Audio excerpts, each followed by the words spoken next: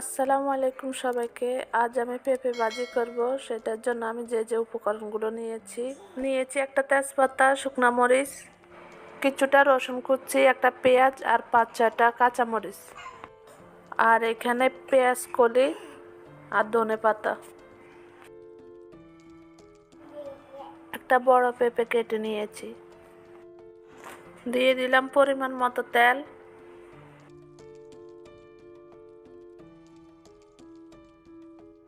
তিনটা শুকনা মরিচগুলোকে ভেজে নিচ্ছি। দিয়ে দিলাম রসুন কুচি আর তেজপাতাটা দিয়ে দিব।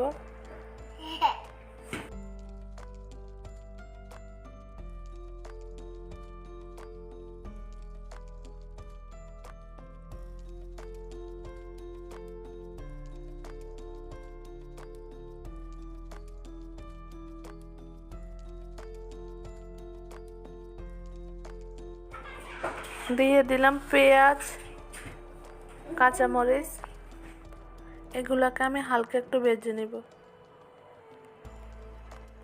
তাহলে রসুনের কাঁচা গন্ধটা চলে যাবে। ভাজা হয়ে গেছে। এবার কেটে রাখা পেঁপেগুলো দিয়ে দিলাম। সামান্য পরিমাণ হলুদ কালারের জন্য। হলুদটাকে ভালো করে পেঁপের সাথে মিশিয়ে নিচ্ছি।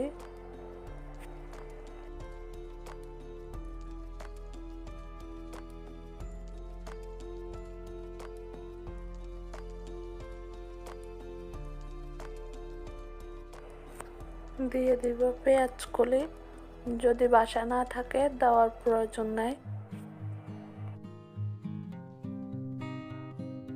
স্বাদ মতো লবণ।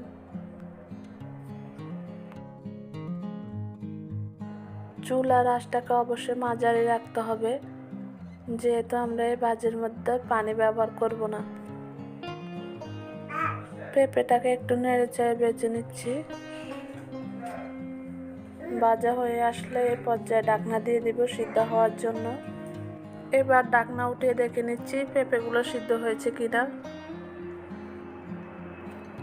আমার পেঁপেগুলো সিদ্ধ হয়ে গেছে।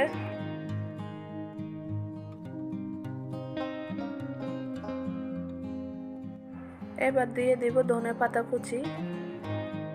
ধনেপাতাটা দেওয়ার পরে আমি আরো কিছুক্ষণ ভেজে নিব পেঁপেগুলোকে।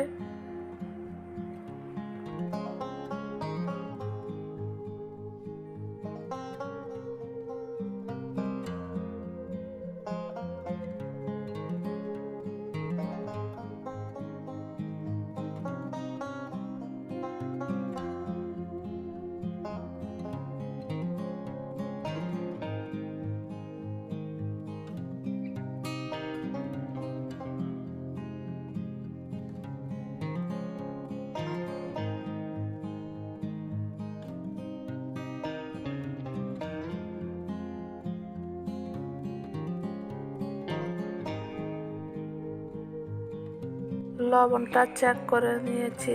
আমার আর একটু লবণ লাগবে, তাই সামান্য একটু লবণ দিয়ে নিয়েছি।